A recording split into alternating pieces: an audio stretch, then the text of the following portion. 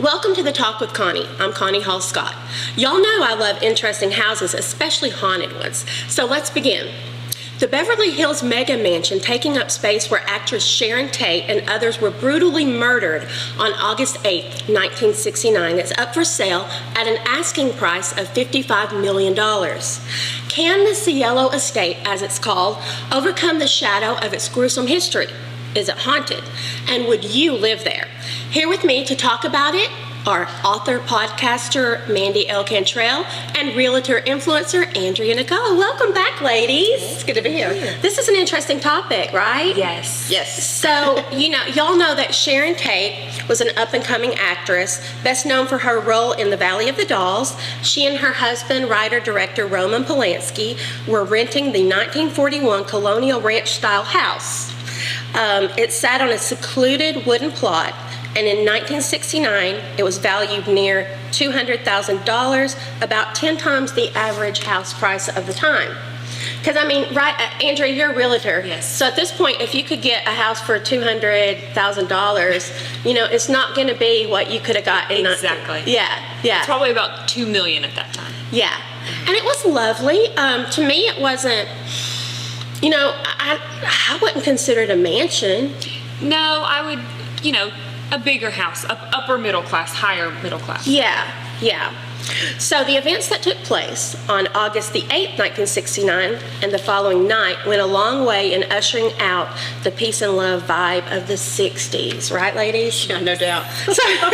So, Mandy, tell us a little, or tell our audience, I know Sure. a lot of you already know, but some of the younger people don't, and some people never really got that into reading about it or whatever. So what actually happened that night? Yeah, because there's been so much, everybody has access to everything now. So I guess it kind of gets played down in a way. Still just totally brutal. But the way the quick story, I guess, is that Charles Manson, which most people know that name, was sort of orchestrated the situation where he sent some of his followers, his family, out to this house to kill the people who were at the house. Now, a little background on that house. Before, there was a producer who lived there. Terry Melcher. Yeah. Did you know he was with Candace Bergen? Yes. Yeah. Well, because I read all about this kind of stuff all the Right, time. sure. But Yeah. So, he evidently turned him down. He was interested in him, curious about him, but he turned him down. And so evidently that was supposedly in the back of Charles Manson's head, when he, have you ever listened to his music? Yeah. Yeah. It's not bad. It's not bad. not bad. At the True Crime Museum we went to, when Yeah. you had an exhibit there last year in Gatlinburg, they had a whole display of Charles Manson, like his guitar. The guitar, yeah. Yeah, that's right. So anyway, people believe that was sort of in the back of his head, but he sent the people there and to kill them, to make a statement, do something witchy. Yeah. And so that's what happened. We're talking about Sharon Tate, and she was killed with her unborn baby. 8.5 months pregnant. Gruesome murder. We had Sebring, who else? Voytek Frykowski and Abigail Folger, who was the heir to the Folger. Yeah. Carpet, not carpet. Hello, we're in Dalton. Where are we? Coffee fortune. Yeah, and it was just a horrific murder that took place. And, they wrote pig on the door. That was supposed to be their mark. In Sharon's blood. And, there's a lot to talk about there. Oh, we could talk all day about it. But Andrea, did you know about this crime prior? Because you're a little younger. I did know about this crime. Unfortunately, Charles Manson is kind of a household name. Everybody, very infamous. So and I don't like him. No. But I was aware of this crime and who he is. Yes. Yeah. So the four of them. Well, really, 5, because her baby was fully formed, and I think that's something that gets lost sometimes in the story. And then there was a young man who was, visiting the caretaker, and he died too. So no one inside that house that night had a clue what evil lurked outside. And the caretaker got away. Well, the caretaker Correct. was still in his house, there. Right. And there's controversy over whether he not really knew that it was happening, but he knew something was happening. Suspicion. 'Cause how could you not? Because some of it happened in the house, some of it happened out, and his house was really close by. I don't know if he knew or he didn't. Maybe he had his radio on. I mean, he's certainly not to blame for it. Right. And if you heard all that, would you go outside? I don't know. I don't think I would. I'd definitely call. But he couldn't have because the phone lines were cut. One of the Right. killers climbed the pole, cut the line. So, yeah, what happened was savage, vicious, tragic, and sad. Horribly sad. Andrea, as a realtor, how hard... Okay, wait. I got to back up a minute. No, I don't have to back up. Let's just say that house. How hard? That house in particular, you're going to have two types of buyers. You're going to have the murder mystery, the crime seekers, those kind of people that are going to be interested in it, that I think would be a buyer. And then you're going to have the kind of people that go, I don't want to be anywhere near that evil. I don't want that bad juju around me. So you've got two different pools of buyers. But what's unique is that 1993, they did tear that house down. Is that correct? Right. Was it 93? I think so. Okay, before that even happened, before we go there, I got to ask you, have you ever sold a haunted house? Have you ever been aware of a house being haunted? Not that I'm fully aware of. I've Yeah. had some that I got bad vibes in, but not that I fully knew was. Yeah, and you Not know a what was- crime. Exactly. Not a crime Yeah. that had taken place Yes. there. Yeah. Because don't you have to disclose that? You do not have to Oh, disclose you do that. not? You do not have to So that's like a disclose falsity. Ooh. You hear that in things. Absolutely, you do not have to Ooh, disclose. wow. Well, that's great. Well, before we get into the next, talking about what happened with the house being torn down, Mandy, that door that, what's her name? Oh my God, one of the worst ones, Susan Atkins, Yes. one of the killers, dipped a towel in Sharon Tate's blood and wrote the word pig on the door. Yeah. What happened with that door? So that door actually, Trent Reznor from Nine Inch Nails actually used that as a recording studio later on. I mean, they had trouble selling this thing. They had trouble, people being there. I wonder how that would go now. But anyway, with that same house. But yeah, so he was there for a while. He got bad vibes from that place. And so for some reason though, he took the door. When he left, he Yeah. decided to take the door and put that at his place in New Orleans where he recorded, which I've got thoughts about that. What are your thoughts about that? Well, if you're getting the bad vibes, why are you taking something with you? I guess because it was such an iconic, however dark, home. And then the house was going later on anyway, because you think, wow, you just stole a piece of the house. Because he was the last resident there. Or, Sure. he rented Yeah, it. he was the last one staying there. But don't you think sometimes people lean into that? I They do. lean into that, and maybe at that point, I don't know, Trent Reznor, but maybe he was leaning into it. And I read, did you guys read, or did you know that he ran into the sister of Sharon Tate at one point? Oh, I did not know that. Yeah, and she was like, this year I feel like you are exploiting my sister's tragedy. Oh, and he gosh. said his idea about it changed after, and he was like, yeah, because he liked Charles Manson, he liked his music, and he thought, hey, this is kind of cool and all that. But then he said he never thought about it from a human, personal perspective. And so he was like, yeah, I don't want anything to do with this Charles Manson crap, Wow. So at least, yay for him. And it sold. The store eventually ended up somewhere, and then it sold at, was it Julian's auction house? Yeah. Yeah, for Was it 127,000? $127,000. A door. Somebody, and we don't know who. man. Yeah, this door. And I mean, I was thinking, we talk about haunted houses and things like that from Yeah. time to time here. And I have said before that I would love to live in the Amityville horror house. Not really, but I mean, I would kind of. But now that after, I've been doing more research because of a book I'm writing, it's like, would I really? No, because at night when you're in there, and something terrible happened, like the murders and stuff. And I mean, I believe in the demonic, and it's like I don't want that. You don't want that. So I'm not sure that that's I don't want actually that bad energy. No. No. Yeah. Why even take that chance? It's sad. I think somebody said once, I don't believe in ghosts, but at nighttime I'm more open-minded. That's kind of Yeah. where I am. But y'all know I believe in ghosts. I get that. So what happened in 1991, Andrea? So that's when they actually tore the house down. A guy named Alvin Weintraub, who was a real estate developer, bought the house for just over $2 million. He tore it down, changed the address, and told the Los Angeles Magazine that there was no dirt, no blade of grass remotely connected to Sharon Tate. That's probably not realistic. Yeah, How can you yeah, get every yeah. blade of grass?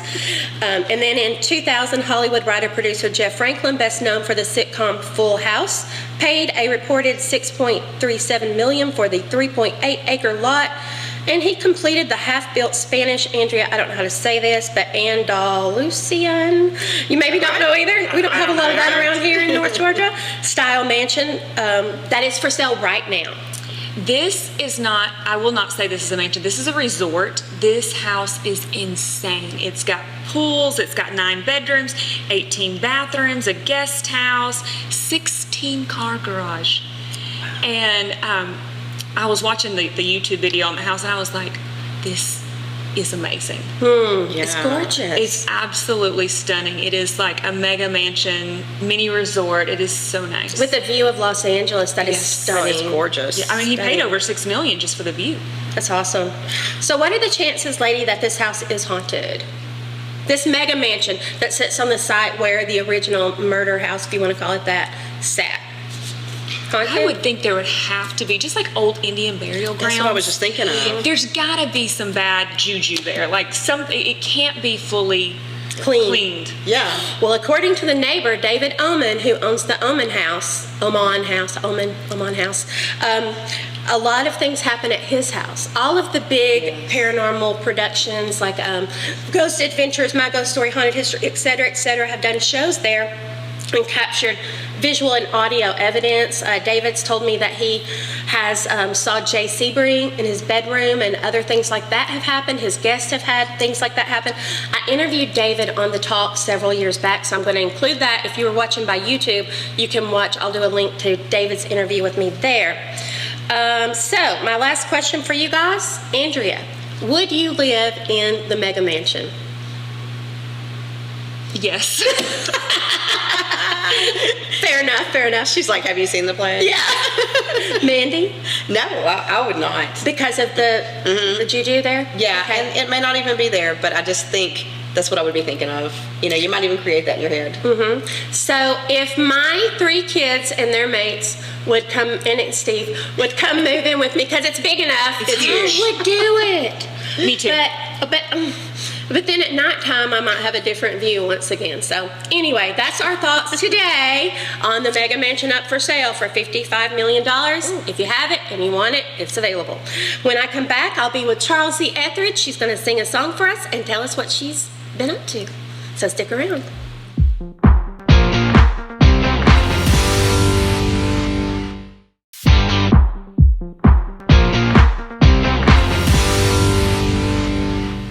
Welcome back to The Talk. As promised, here is Charlsey Etheridge. Hey, Charlsey. Hi there. Thank you for coming back. Yeah, thanks for having me. We just decided this last night. You sent me a message about something you're doing. I was like, hey, you want to come on tomorrow and sing? You haven't done that in a minute. So you will be singing for us in a few minutes, right? I will be. Yay! Yes. So Charlsey, as you know, if you've watched the show before, has done so many things in the music world. What do you have going on right now and what's upcoming? I'm still writing, always writing, but right now I'm in the middle of what is going to be called the Cohutta Song Fest. Sweet. Yeah, Tom Brown, which a lot of people know locally from Wood Songs, that he puts on every year in partnership with the Dale Clinic. He came to me after the first of the year and said, hey, I've been thinking about putting on a songwriters festival in Cohutta, Georgia. Would you mind kind of stepping in and helping me out here? And I didn't think twice, and I said, yes, absolutely. Well, now that we're in the middle of it, I'm like, oh, what did we get ourselves into? But I think it's going to be a really, really great time. It's going to be October 18th and 19th, downtown Cohutta, which is Wolf Street, essentially. Yes. But we're going to have 4 stages of live music. Sweet. All day on Saturday the 19th, there's going to be up to 40 vendors locally that will also be set up for arts and crafts. And there is no Prater's Mill this year. Right. So it's going to happen around that time that Prater's Mill would, you know, so maybe that will be good for people to come out since they'll be missing out on the Prater's Mill action. We will have vendors there. and live music everywhere. So we're also having a songwriting contest, which we've already had people starting to enter that. So we're just really excited. We're getting a lot of good feedback even in this early stage, and yeah. I love that you're doing that. And I was disappointed when I learned that Prater's Mill wouldn't be up, and I believe it's due to maintenance, right? It is, yes. So they just couldn't do it this year. They'll probably be back next year. Right. And so you guys are filling in that gap of something that this community really looks forward to. So thank you. Well, and you're Tom. welcome. And Tom, right. This is his brainchild here. That sounds like a day that's going to be so much fun. Will you be performing? I will be, yes. Well, then I'll be there. Yeah, well, thank you. Thank you. We also have a couple of other writers that are coming in from Nashville, Becky Buller, and she's big in the bluegrass world, and a man named Ed Snodderly as well. They will be conducting some songwriting workshops, and so it's just going to be a celebration of song. That sounds good. If anybody wants to be a vendor, are there still openings? There are still some open slots, so if you go to CohuttaSongFest.com, you can find all that information, and we're also on Instagram and Facebook, so that'd be great. Just take a look, like us, follow us, share with friends, and again, CohuttaSongFest.com for all the information. That sounds good. So you guys check that out and stick around, because after break, Charlsey is going to sing a song for us. We'll be right back. Thanks, Connie. Thank you.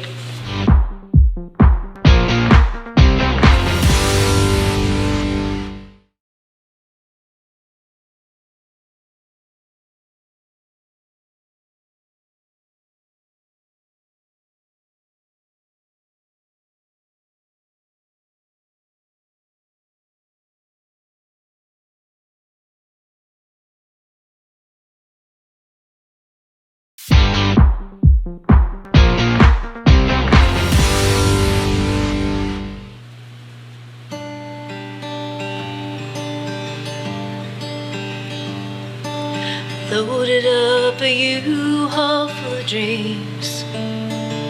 I could see the heartbreak filling up her eyes. I knew she didn't wanna let me go, but she loved me enough to let me fly. Her mother's love is there before life ever starts. Her mother's love can hardly fit inside a heart. Her mother's love is a priceless work of art. Her mother's love, oh, no matter where you are, her mother's love is a lighthouse in the dark sent from above. Yeah, God really hit the mark with mother's love. She knew my mistakes before I made them, but I fought like hell to prove she wasn't right. And somewhere between pride and her forgiveness, she taught me the lessons of a life. Her mother's love let you know when you are wrong. Her mother's love, it won't let you stray too long. Her mother's love always welcomes you back home. Her mother's love picks you up when you fall down. Her mother's love, oh, it really knows no bounds. An angel's touch. This world would never last without a mother's love. This world would never last without a mother's love.